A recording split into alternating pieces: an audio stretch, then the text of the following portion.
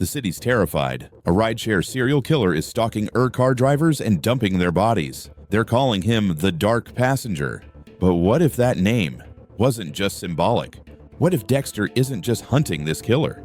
What if he kills him and takes his identity? Because that might be the exact moment Dexter crosses paths with the billionaire puppet master of this season, the man fans are calling the Collector. This isn't just a fan theory. Episode 2 quietly lays the groundwork, and once you see it, you can't unsee it. Let's start with what we know. There's a new serial killer operating in New York, one who targets car drivers. Victims are being dismembered and dumped. The media has already given him a nickname, the Dark Passenger. That's not just a nod to the past. That's a signal. Because in Dexter's world, the Dark Passenger isn't a killer. It's a concept. It's the name he gave to his own inner voice, the urge to kill. So when the show introduces a real-life murderer using that name, it's not a coincidence. It's bait. And Dexter, he's taking it. In episode 2, he makes it clear he wants to go undercover as a car driver to track this new killer. But let's be honest, when Dexter tracks someone, he doesn't stop at surveillance. He gets inside their mind, follows their patterns, and then he ends them. But what if this time he doesn't just kill him? What if he takes his place? The theory goes like this.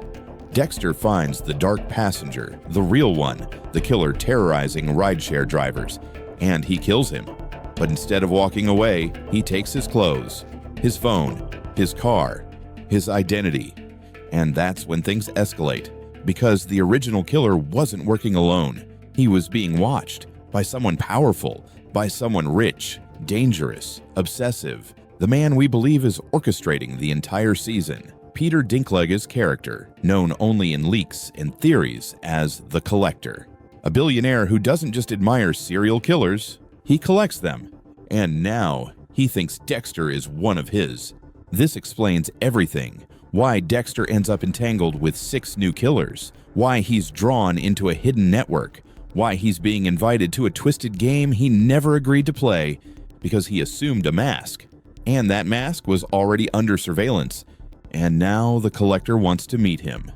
Think about it. A rideshare job gives Dexter full access to the city. He can follow leads, enter gated buildings, cross paths with anyone. It's the perfect cover, not just for Dexter, but for the kind of killer the Collector is recruiting. And once Dexter slips into that role, he can't just walk away. The Collector believes in chaos, in survival of the fittest. And now that Dexter's wearing the face of one of his players, he has no choice but to play the game. This twist wouldn't just give Dexter a new identity, it would give him a new mission. Because for the first time, Dexter isn't hunting one killer. He's infiltrating an entire ecosystem of them. And here's the most disturbing part. To survive this world, Dexter might have to kill without the code. He might have to pretend to enjoy it, to kill in front of others, to become the kind of monster he always told himself he wasn't. All while the Collector watches, and maybe even tests him. What happens if one of the 6 killers grows suspicious? What happens if the Collector sets Dexter up? This isn't like the Ice Truck Killer or Trinity. This isn't a one-on-one showdown. This is Dexter entering a world designed by murderers, for murderers. And the irony? He got there by trying to be the good guy, by eliminating a threat, by doing what he's always done. But this time, there's no exit plan. This theory makes sense of everything. The billionaire connection, the multiple killers, the name Dark Passenger. It's all pointing to a single truth. Dexter didn't just return. He walked straight into the Collector's trap. If this twist hits in episode 3 or 4, you'll want to say you saw it coming. So smash that like button, hit subscribe, and let us know in the comments. Do you think Dexter is already playing someone else's game? Because if he really becomes the Dark Passenger, it won't be long before he's the one being hunted. Deborah Morgan is dead, right? Then why is the internet convinced she's coming back again? A new theory just exploded online, and it might change everything we thought we knew about Dexter: resurrection. Let's start with what we know. In New Blood, Deborah was already dead, but she still returned. Not physically, but in Dexter's mind. A hallucination, a dark echo of his conscience. And that's what's making fans suspicious, because now it's happening again. A trailer drops. A single line from Dexter. A shadowed figure. No context. No face. Just enough to set Reddit on fire. And you know what they found. A theory that might be the craziest and most convincing one yet. What if Deborah is still with him, not just in his head, but guiding him, judging him, maybe even saving him? Think about it. Deborah was always the one person who could break Dexter's walls. Did you kill all these people? The voice in his ear, the anchor to his humanity. And in New Blood, even in death, she kept pulling him back. Now here's where it gets wild. Some fans believe she'll return again as Dexter's full-blown moral compass in Resurrection, a recurring ghost, a force he can't ignore. Why do they think that? First, the symbolism. Second, the trailer clues. And third, Jennifer Carpenter herself. Her name hasn't been confirmed, but it hasn't been ruled out either. That kind of silence, it's almost too loud. And let's be honest, Dexter is unraveling. The dark passenger isn't his only enemy anymore. The real battle? It's between who he's become and who Deborah always hoped he'd be. Actually, yes, we believe that's our killer signature. Is Deborah really coming back? Or are we just haunted by her? The same way Dexter is. One thing's for sure, this theory has gripped fans harder than ever before. Now it's your turn. Do you think Deborah's coming back? As a ghost, a flashback, or maybe something even darker?